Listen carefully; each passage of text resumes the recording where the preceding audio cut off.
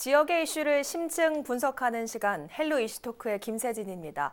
오늘 함께해 주실 두 분 소개합니다. 안소동 시사평론가 나오셨고요. 반갑습니다. 네, 반갑습니다. 네, 유진상 창원대 건축학부 교수 나오셨습니다. 안녕하십니까? 네, 반갑습니다. 네, 지역의 이슈를 짚어보는 이슈 짚어보기로 시작합니다. 지난 24일 강릉 수소 탱크 폭발 사고로 사상자 8명이 발생한 가운데 창원시 수소산업 육성에 악재가 들이운 것 아니냐는 우려가 제기되고 있습니다. 자, 사실 이 소식 접한 분들은 걱정을 할 수밖에 없을 것 같아요. 어떻게 보셨어요? 네, 뭐 여러 방송에서도 보도를 했고 우리 방송에서도 이제 보도를 했습니다만은 지난 23일이었죠. 정확하게 오후 6시 20분경인데 강원도 강릉시에 있는 테크노파크 내에 있는 벤처기업입니다. 여기서 이제 수소 탱크가 폭발했는데 2명이 그 자리에서 숨지고 네. 모두 이제 8명의 사상자가 발생했는데 지금 현재 그 경찰이나 관계기관에서 이제 합동 조사가 진행을 하고 있죠. 그 사고 원인을 밝혀질 것으로 보이는데 네. 이게 이제 시험 가동 중에 탱크가 폭발했기 때문에 대체적으로 세 가지 정도로 이제 우리가 볼 수 있습니다. 예. 하나는 탱크 용기가 부실 시공이 됐지 않느냐. 그리고 관리 운영하는 업체의 안전 점검이 좀 미비가 했을 것이다. 그 다음에 탱크 조작에 좀 문제가 있었다. 이렇게 세 가지를 볼 수 있는데 결국은 이게 이제 잘못된 용기에 압력이 증가해서 폭발했다. 이제 이렇게 이제 결론이 모아지고 있는데 이것을 보고 이제 우리 정부에서도 장관은 이렇게 이야기했습니다. 사고 원인을 정확하게 밝히는 것이 무엇보다도 중요하다. 예. 그런데 이제 수소 탱크 폭발은 세계적으로 유례가 없다고 합니다. 그리고 이제 이게 시험 가동한 지 2주일밖에 안 되고 불과 2달 전에 이제 9개 평가 항목을 정확하게 조사를 했는데 네. 그때는 이상이 없었다는 판정을 받았죠. 그래서 뭐 여러 가지 이제 책임이 있지만은 이 평가 업체라든지 그다음에 정부의 그 관리 감독 좀 부실이 저는 제일 크다고 봅니다. 이번 사고로 인해서 특히 이제 우리 지역은 얼마 전에 이제 수소 특별 도시를 선포했지 않습니까? 맞습니다. 창원시가 여기 보면 수소차 보급을 확대하고 정부 공모 사업이라든지 각종 수소 설비 투자 뭐 이런 것을 집중적으로 할 계획인데 이렇기 때문에 창원시의 이제 그 행정이나 우리 시민들이 이제 충격이 크고 여기에 관심을 가질 수밖에 없죠. 예. 말씀처럼 창원시에서 수소 산업에 투자를 좀 많이 하고 있습니다. 그래서 이제 입장을 좀 밝혔는데 걱정하지 않아도 된다. 자, 이런 말을 내놓은 근거는 어디에 있습니까? 우선 이제 본질을 비켜가는 언론이 있을까봐 이제 미리 진화에 나선 이제 모습인데 네. 저도 좀 우려가 되는 게 이게 이제 사실 핵발전소나 LPG, 휘발유 가스는 그럼 안 위험하냐 이런 논의부터 차근차근 그리고 지금 이 사건이 수소가 과연 위험해서 생긴 건지 예. 아니면 그 수소를 관리하는 어떤 기술이나 행정상의 어떤 문제인지를 정확히 짚어야 되는데 자칫하면 이 신재생 에너지 산업 자체를 흔드는 경우 될 수가 있기 때문에 예. 조심스럽게 좀 합리적으로 접근을 해야 되고 우선 수소폭탄 핵융합 반응을 해서 하는 건데 우리가 지금 하는 수소 산업은 산화 환원 반응을 하기 때문에 원리가 전혀 다르고 사람들이 예. 그걸 오해를 되게 많이 하거든요.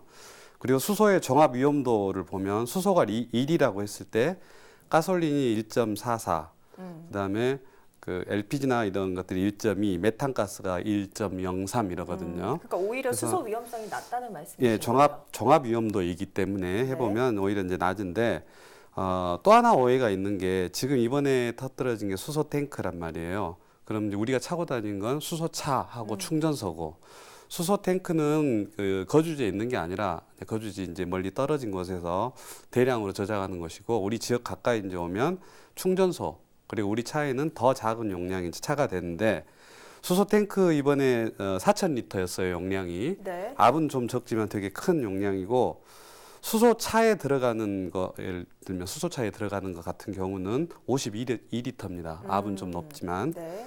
근데 이제 그걸 만약에 수소차가 되면 제작하는 게 탄소 복합 섬유라 그래가지고 강철의 10배 정도 되는 그런 걸로 이음매가 없는 이렇게 용기를 씁니다. 예. 근데 탱크는 워낙 저 밖 외곽에 있는 저장 탱크는 워낙 크기 때문에 다 이어야 되거든요.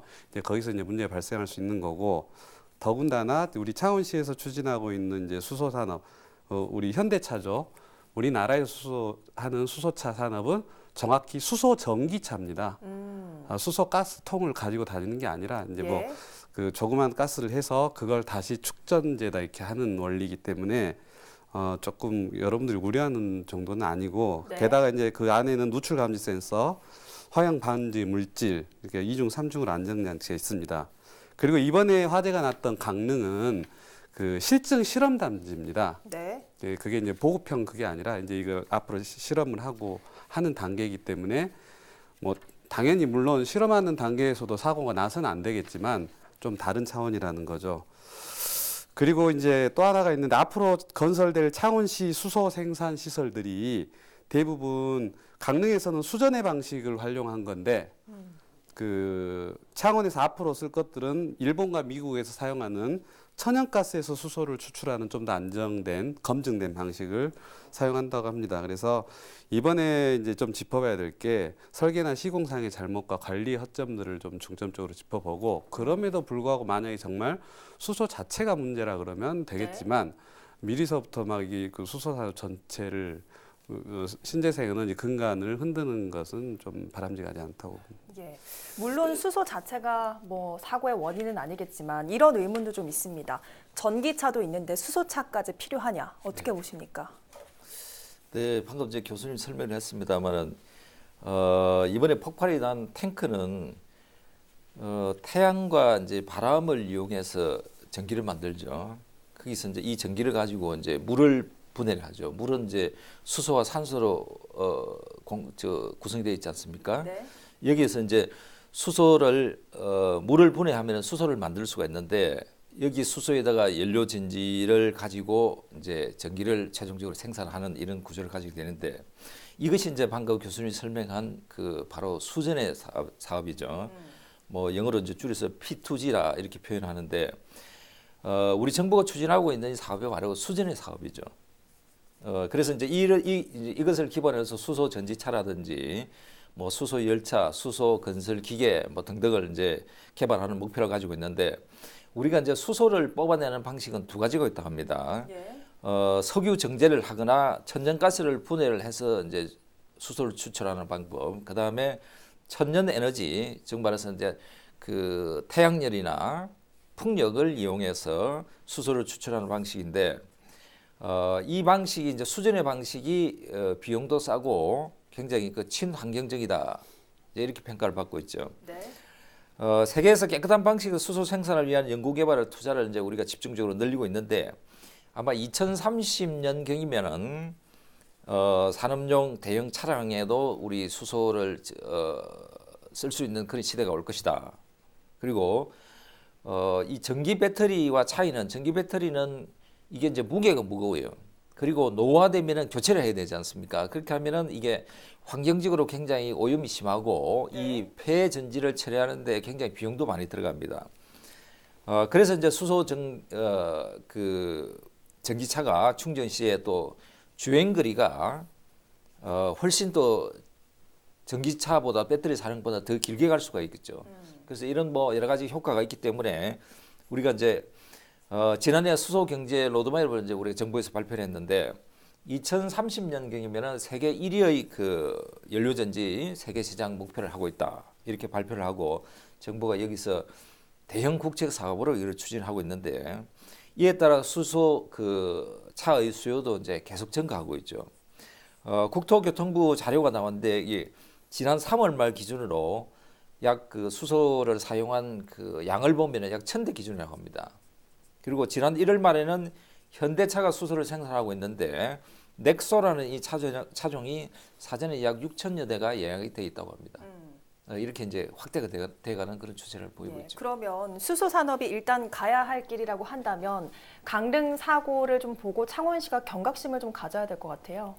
그렇죠. 이제 뭐 구더기 무서워서 장을 안 낡을 수는 없는데 수소는 이제 워낙에 선진국에 서로 선점하려고 하고 있는 차세대 이제 에너지 산업이기 때문에 어쩔 수 없이 가야 되는 길인데 이제 이번 사건 같은 경우도 결국 이제 물리적 폭발과 화학적 폭발이 있는데 물리적 폭발이었을 확률이 굉장히 높고 이제 그렇게 이제 조사가 나오고 있는데 화학적 폭발 같은 경우는 불이 붙어가지고 물리적 폭발은 타이어에 바람이 빵빵히 들어가면 빵 터지는 굉장히 물리적으로 문제가 있었을 때 터지는 거고 화학적 폭발은 그야말로 우리가 생각하는 그 폭탄이 전쟁에 쓰이는. 네. 근데 이제 수소 같은 경우는 화학적 폭발이 터질 이제 이 위험성은 굉장히 확률상 적고 사실 그 수소가 왜 그러냐면 수소는 누출되면 공기적으로 이렇게 흩어져 버리거든요. 그래서 우리가 생각하는 만큼의 어떤 위험 정도는 없지만 그럼에도 불구하고 지금 이런 사건이 일어났기 때문에 그 과정을 이제 좀 꼼꼼히 점검해야 되는데 사실 아인슈타인도 처음에 폭탄 만들고 갈 때 수십 번의 폭탄 경험을 했고 우리 지금 흔히 쓰고 있는 휘발유 주유소도 예전에 흔치 않았을 때는 폭발 사고도 많았고 그랬거든요. 그래서 이제 이 과정들을 현명하게 지켜보고 이번 사건을 좀 꼼꼼하게 점검을 해서 우리가 물론 안전하게 보급되기까지 뭐 예를 들어 5년에서 10년이 걸린다고 하지만 그 과정에서 일어나는 실험이나 사고를 당연시 여기는 건 절대 안 될 것 같아요. 예, 안전 대책이 좀 필요할 것 같습니다. 자, 본 주제로 들어가 보겠습니다. 국토교통부가 시행하는 2019 상반기 소규모 재생 사업에 도내 5개 시군 사업이 선정됐습니다. 주민이 직접 참여하는 사업으로 주목받고 있는데 한편으로는 우려의 목소리도 들리는데요. 오늘 헬로 이슈토크에서 주민 참여형 도시 재생 사업의 기대 그리고 우려에 대한 자세한 내용과 해결 방안을 짚어보죠. 자, 이번 선정 축하할 일이죠? 네. 경남이 이제 5개가 선정이 됐죠. 도시 재생은 이제 인구가 감소한다든지 산업 구조가 변화하고 주거 환경이 노화됨으로 인해서 도시가 이제 경쟁력이 떨어지고 활력이 떨어지지 않습니까? 예. 그래서 이것을 이제 인위적으로 정책적으로 다시 활성화시키는 사업이 바로 도시 재생 사업인데 이런 도시 재생 사업 선정은 그 각 도시에 이제 그 평가하는 지수가 있습니다. 이게 쇠퇴 지수인데 도시가 이제 얼마나 쇠퇴하고 있는가를 잘 보여주고 있는 지수인데 도시 재생 사업의 가장 중요한 목적은 주거 환경 개선 그리고 노후 상가의 활성화 그리고 일자리 창출 네. 이 세 개가 이제 대표적인 핵심 과제인데 지난 23일이었죠. 국토부가 이제 발표를 했는데 우리 방금 말씀하신 대로 우리 경남도에 이제 5개 사업이 선정이 됐는데 이거는 이제 대규모 사업이 아니고 그야말로 마을 중심의 소규모 사업이죠. 이 사업이 이제 선정이 됐기 때문에 약 국비로 이제 9억 7천만 원의 국비를 지원을 받는데 네. 세부적인 그 내용을 보면은 진주 지역에는 강남 유등 프로젝트 주민 소통 공작소, 네. 그다음에 통영에는 명정마을 발굴 스토리 공장, 그리고 그제시에는 함께라면 행복한 삼반마을, 함양에서는 인당 삼산 청국장, 네. 그리고 김해는 활기찬 진영 바람 따라 붐붐 뭐 이런 프로젝트인데 여기에는 전부 다 주민이 참여해서 주민이 주도를 한다는 게 이제 공통적인 특징이라고 볼 수가 있겠습니다. 예. 사실 도시 재생 사업이 시행된 사례, 도내에서도 뭐 창동을 비롯해서 많이 볼 수가 있는데 말씀해 주셨듯이 주민이 참여한다는 점에서 좀 다르다는 거죠. 네, 일단 여러분들이 지금 바로 눈으로 확인하고 체감할 수 있는 게 마산의 창동 어동동인데 네. 거의 뭐 200억, 300억 가까운 돈들이 투자가 됐었고, 근데 이제 처음에는 되게 이제 성과가 좋았는데 시간이 지나다 보니까 투자된 비용에 비해서는 너무 사람이 적지 않냐 이런 말도 나오고 있고, 여러분들 잘 모르시겠지만 2017년도에 국책 사업의 그 대형 정확한 이름이 도시재생 뉴딜 사업인데 그 도시재생 뉴딜 사업은 굉장히 대형 사업이에요. 근데 2017년도에 경상남도에서 6개, 2018년도에 8개, 그리고 올해 상반기에 2개가 됐고 또 하반기에 또 여러 개가 될 거라고 하는데 이게 이제 어느 정도 수준이냐면 한 개당 한 300억씩이 투자가 되는 거예요. 지금 방금 우리 이번에 지금 이슈화 되고 있는 네. 조그만한 4억, 5억짜리 마을에다 지원해 주는 거하고는 차원이 다른 거죠. 그런 사업들을 쭉 해왔었는데 사실 그 성과도 있었지만 네. 되게 말들이 많았어요. 이 큰 사업을 하다 보니까 많은 사람들이 이게 일종의 먹잇감으로 하고 제안서를 쓸 때 어떤 한 회사에서 제안서를 3군데씩 내서 관리하는 데도 있고 예. 그 능력이 없는 도시재생 경험이 없는 회사에서 그 제안서를 내서 따가지고 네. 오히려 다른 데다가 핫오브를 주는 경우도 발생을 하고 그 문제들이 조금씩 노출이 됐어요. 그리고 300억짜리 사업이다 보니까 그 안에 7, 8개 조그만한 5억, 10억짜리 세부 사업들이 있는데 그 생각해 보세요. 그 낙후된 도시에 그 서민들이 7, 8개 사업들이 갑자기 주어지면 아무리 전문가가 도와준다고 하더라도 그걸 네. 감당할 능력이 없는 거죠. 그래서 이제 그런 문제점들을 보완하기 위해서 이렇게 소규모 사업을 냈는데 저는 굉장히 긍정적이라고 생각하는 게 네. 특히 대규모 사업을 하다 보면 성과를 막 이렇게 평가할 때도 그렇고 나중에도 그렇고 성과가 얼마나 빨리 나오는지를 확인하는 평가 항목이 있단 말이죠. 네. 근데 그러다 보면 당연히 외관 번드르를 한 거, 길 예쁘게 꾸며놓은 것들에 집착이 될 수밖에 없어요. 빠른 성과를 낼 수밖에 없으니까. 네. 하지만 하드웨어, 주민들이 축제를 만들고 뭔가 먹거리를 생산하고 하는 것들은 막 10년씩 걸린단 말이죠. 근데 온전하게 그런 데 집중할 수 있게 하드웨어에서 소프트웨어로 좀 업그레이드 된 사업이라서 저는 굉장히 긍정적으로 보고 있습니다. 예, 물론 긍정적인 측면도 많지만 이렇게 구도심이 살면 오히려 기존 주민이 떠나게 되는 젠트리피케이션 현상이 좀 뒤따랐잖아요. 이렇게 그럼 주민이 직접 도시 재생을 주도하게 되면 이 현상을 좀 막을 수가 있을까요? 네, 어떠한 사업의 목적이든 도시 재생은 이제 원주민의 역할이 가장 중요하죠. 도시 재생 계획을 수립하는 단계에서부터 가장 먼저 하는 일이 이제 주민 공청회를 이제 열게 되도록 돼 있죠. 네. 그다음에 주민 협의체가 구성이 되지 않으면 이 사업을 구체화하지도 못하고 실행을 할 수가 없죠.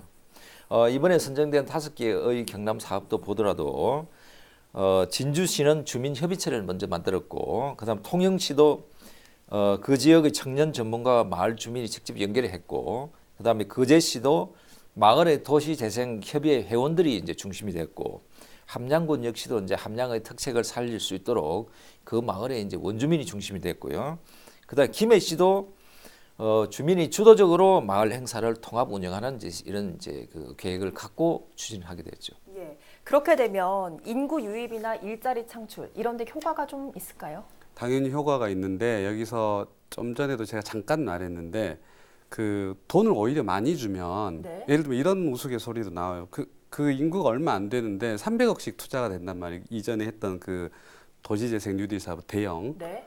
300억씩 투자가 되면 차라리 주민들한테 5천만 원씩 주고 말겠다 이런 우스갯소리까지 나올 정도예요. 그래서 중요한 건 투자 대비 효율의 문제라는 거죠. 근데 투자 대비 효율성의 문제를 봤을 때 이전에 대형 도시재생 뉴딜 사업들이 네. 커뮤니티 센터를 일단 만들고 그다음에 마을 길 가꾸고 또 집을 개량해주고 마을 주차장 만들고 무슨 창작 센터 만들고 이게 전부 건물을 만드는 거잖아요. 도로 만들고 예. 이런 하드웨어에다 공간을 조성하는 데다가 너무 많이 돈을 쓰였는데 그것들을 쪼개가지고 그 실제 먹거리를 창출하고 자발적인 축제를 유도하고 텃밭이나 정원 또는 청국장을 만들어내고 네. 이런 것들을 주민 스스로 머리를 맞대서 하게 하면 비록 적은 돈이지만 훨씬 더 그 사업성에 현실적으로 더 가까워지는 거죠. 그래서 이건 돈하고는 좀 별개의 문제인 것 같은데 소프트웨어에 이렇게 집중 투자되는 것들은 도시재생 사업이 저 봉궤도에 안정적으로 오르는 굉장히 좋은 방법 중에 하나인 것 같아요. 네, 오히려 많은 국비를 쓰는 것보다 더 좋은 효과를 낼 수 있다 이런 저는 그렇게 말씀이신 것 믿고 같습니다. 그러면 이 시민들의 참여 이론적으로는 좀 바람직합니다만 어쨌든 전문적인 지식이 좀 부족하기 때문에 우려도 좀 되는 게 사실이거든요. 도시 재생 사업은 이제 우리나라가 2013년에 이제 시작이 됐는데 한 6년이 흘렀죠. 그동안 이제 여러 가지 반성도 많이 있었고 우리가 비판도 많이 있었습니다만은 문재인 정부는 이제 그 비판을 냉철히 이제 분석해서 새로운 어떤 그 제도나 틀을 만들었다는 이제 평가를 받고 있죠.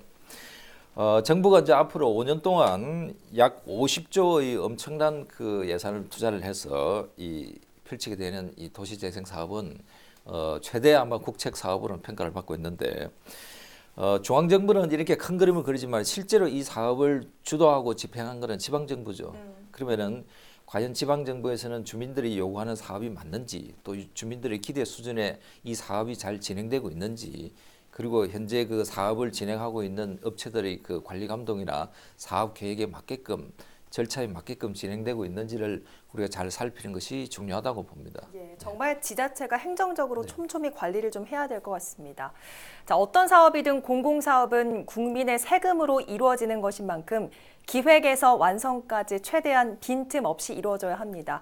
이런 점에서 이번 소규모 재생 사업이 이후 사업의 귀감이 될 수 있는 사례가 됐으면 좋겠습니다. 오늘 헬로 이슈토크 여기서 마칩니다. 고맙습니다.